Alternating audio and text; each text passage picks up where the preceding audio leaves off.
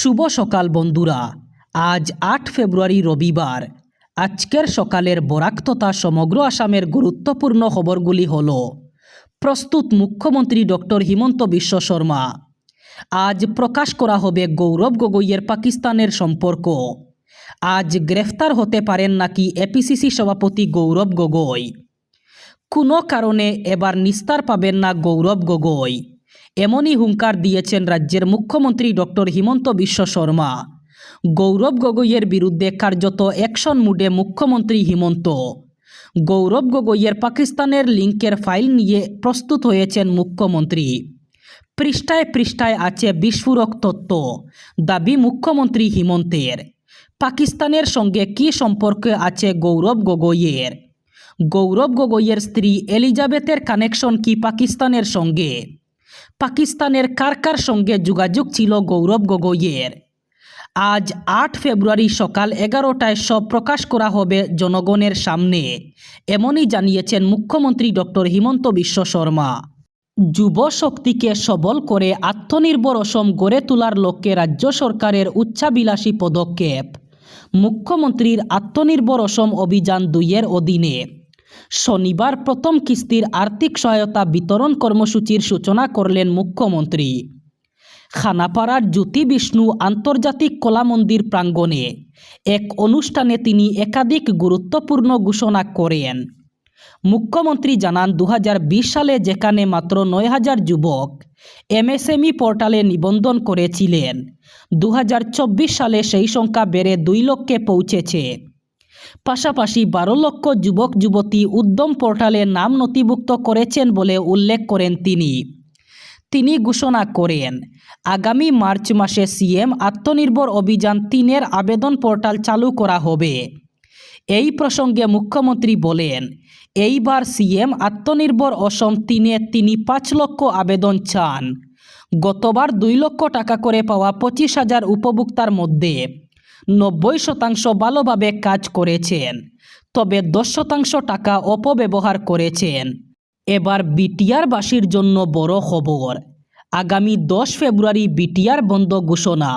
বিটিআরে বন্ধ থাকবে সব ধরনের স্কুল, কলেজ এবং কার্যালয়। বিটিআরে স্থানীয় বন্ধ ঘোষণা করা হয়েছে।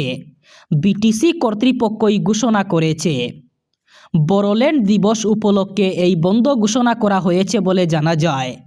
কোকরাঝার, চিরাং, বাক্সা, তামুলপুর এবং উদালগুড়ির সকল সরকারি কার্যালয়, শিক্ষা প্রতিষ্ঠান অথবা বোর্ডসমূহ বন্ধ থাকবে। সব সরকারি শিক্ষা প্রতিষ্ঠানের পাশাপাশি ব্যক্তিগত অথবা প্রাইভেট শিক্ষা প্রতিষ্ঠানও বন্ধ থাকবে বলে জানানো হয়েছে।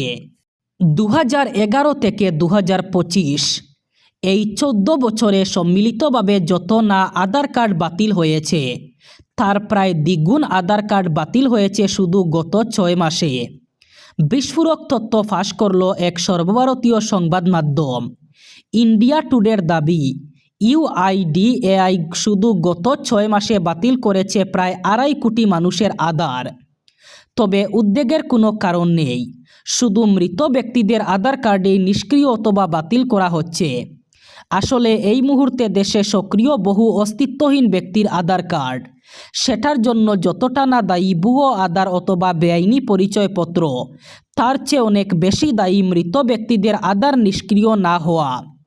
কাঠগড়ায় সেই কেন্দ্র সরকার। হিসেব বলছে, দেশের মৃত্যুহারের সঙ্গে সামঞ্জস্য রেখে নিষ্ক্রিয় হচ্ছে না আধার।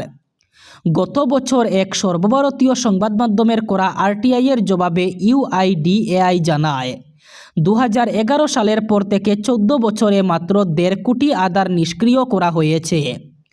দেশের মৃত্যুর হারের তুলনায় এই সংখ্যাটা অনেকটাই কম। প্রধানমন্ত্রী আবাস যোজনার সরকারি ঘরের তালিকায় ঢুকে পড়েছে বহু নকল হিতাধিকারীদের নাম। এবার তারা আর টাকা পাবেন না। এমনকি গোয়ালঘরের ফটো দেখিয়েও একাংশ হিতাধিকারীরা সরকারি সুবিধা লাভ করছেন, কিন্তু এইবার আর পাওয়া যাবে না। দুর্নীতি করা জীবিকা সখী গাঁও পঞ্চায়েত সভাপতিদেরও এবার বিপদ আসছে। গোয়ালঘরের ফটো দেখিয়ে যেসব হিতাধিকারীরা সরকারি ঘরের তালিকায় নাম উঠিয়ে রেখেছেন, এবার তাদের নামে বাতিল হবে সরকারি ঘর। এবং যেসব জীবিকা সখী এবং গাঁও পঞ্চায়েত সভাপতিরা এইসব হিতাধিকারীদের নাম তালিকায় উঠানোর জন্য সাহায্য করেছেন। এবার তাদের জন্য কঠোর নির্দেশিকা জারি হয়েছে। তাদের বিরুদ্ধেও নেওয়া হবে বিশেষ ব্যবস্থা। আসন্ন 2026 সালের এইচএস এবং এইচএসএলসি পরীক্ষা সুষ্ঠু এবং শান্তিপূর্ণ ও সুশৃঙ্খলভাবে সম্পন্ন করার লক্ষ্যে শ্রীভূমি জেলা প্রশাসন থেকে ভারতীয় নাগরিক সুরক্ষা সংহিতার 163 ধারার অধীনে কিছু নিষেধাজ্ঞা জারি করা হয়েছে। এতে শ্রীভূমির জেলা ম্যাজিস্ট্রেট ভারতীয় নাগরিক সুরক্ষা সংহিতার 163 ধারার অধীনে এক আদেশ জারি করে এই নিষেধাজ্ঞাগুলি জানিয়ে দিয়েছেন। আদেশে জানানো হয়েছে, হাইস্কুল শিক্ষান্ত অথবা এইচএসএলসি পরীক্ষা আগামী 10 ফেব্রুয়ারি থেকে শুরু হয়ে চলবে আগামী 27 ফেব্রুয়ারি পর্যন্ত এবং উচ্চ মাধ্যমিক অথবা এইচএস পরীক্ষা 11 ফেব্রুয়ারি থেকে 16 মার্চ পর্যন্ত শ্রীভূমি জেলার বিভিন্ন কেন্দ্রে অনুষ্ঠিত হবে। তাই এই পরীক্ষা সুষ্ঠু এবং শান্তিপূর্ণভাবে সম্পন্ন করতে 10 ফেব্রুয়ারি থেকে 16 মার্চ পর্যন্ত পরীক্ষার দিনগুলিতে সকাল 6টা থেকে বিকেল 5টা পর্যন্ত এই নিষেধাজ্ঞা বলবৎ থাকবে। এই নিষেধাজ্ঞা অনুসারে পরীক্ষা কেন্দ্রের ভিতরে এবং পরীক্ষা কেন্দ্রের 100 মিটার ব্যাসার্ধের মধ্যে অননুমোদিত ব্যক্তির প্রবেশ এবং অহেতুক ভিড় জমানো সম্পূর্ণ নিষিদ্ধ। পাশাপাশি পরীক্ষার্থীদের জন্য পরীক্ষা হলে মোবাইল ফোন অথবা কোনো ধরনের ইলেকট্রনিক ডিভাইস বহন করা কঠোরভাবে নিষিদ্ধ। পরীক্ষা কেন্দ্রের 100 মিটারের মধ্যে কোনো প্রকার অস্ত্র, বিস্ফোরক অথবা সন্দেহজনক বস্তু বহন করা যাবে না। বুট ঘোষণার পরে মহিলাদের 10,000 টাকার আর্থিক সহায়তা দেওয়াকে চ্যালেঞ্জ জানিয়ে বিহারের বিধানসভা নির্বাচনকে বাতিল করার আবেদন খারিজ করে দিল সুপ্রিম কোর্ট।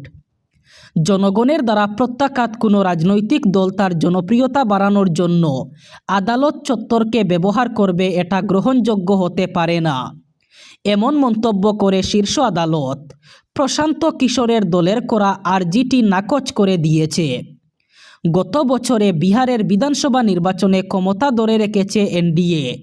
বিজেপির উপমুখ্যমন্ত্রীকে পাশে নিয়ে আবার রাজ্যের মুখ্যমন্ত্রী আসনে বসেছেন জেডিইউ সুপ্রিমো নীতিশ কুমার। ওই নির্বাচনে বুট কৌশলী প্রশান্ত কিশোরের দল জনসুরাজ পার্টি বিহার বিধানসভার 233টি আসনের সবকটিতে প্রার্থী দিয়ে একটিতেও জিততে পারেনি। প্রায় সব আসনেই প্রশান্তের দলের প্রার্থীদের জামানত নষ্ট হয়ে গিয়েছিল। বিহারের ওই বুটকে বাতিল করে দিয়ে নতুন করে বুট করানোর আবেদন নিয়ে তিনি এসেছিলেন সুপ্রিম কোর্টের কাছে। প্রশান্তর দলের দাবি, নির্বাচনের দিনক্ষণ ঘোষিত হওয়ার পরে সেই সময়ে রাজ্য সরকার রাজ্যের মহিলাদের জন্য ডোল দিতে সরকারি কোষাগার থেকে বড় অঙ্কের আর্থিক সাহায্য করা হবে বলে জানিয়েছিল। তাতে স্পষ্টভাবে আদর্শ আচরণবিধি ভঙ্গ হয়েছে বলে অভিযোগ করেন তিনি। এবার বরাক উপত্যকার 3 জেলার আজকের আবহাওয়ার খবর। আজ 8 ফেব্রুয়ারি রবিবার বরাক উপত্যকার 3 জেলায় ঠান্ডা থাকার সম্ভাবনা। আজ শিলচর কাছাড়ে সর্বোচ্চ তাপমাত্রা থাকবে 26 ডিগ্রি সেলসিয়াস এবং সর্বনিম্ন তাপমাত্রা থাকবে 12 ডিগ্রি সেলসিয়াস। শ্রীভূমি করিমগঞ্জে আজ সর্বোচ্চ তাপমাত্রা থাকবে 26 ডিগ্রি সেলসিয়াস এবং সর্বনিম্ন তাপমাত্রা থাকবে 12 ডিগ্রি সেলসিয়াস। একইভাবে হাইলাকান্দি জেলায়ও আজ সর্বোচ্চ তাপমাত্রা থাকবে 26 ডিগ্রি সেলসিয়াস এবং সর্বনিম্ন তাপমাত্রা থাকবে 12 ডিগ্রি সেলসিয়াস। এই ছিল আজকের সকালের গুরুত্বপূর্ণ খবরগুলি। ভিডিওটি অবশ্যই লাইক করবেন এবং চ্যানেলটি সাবস্ক্রাইব করবেন।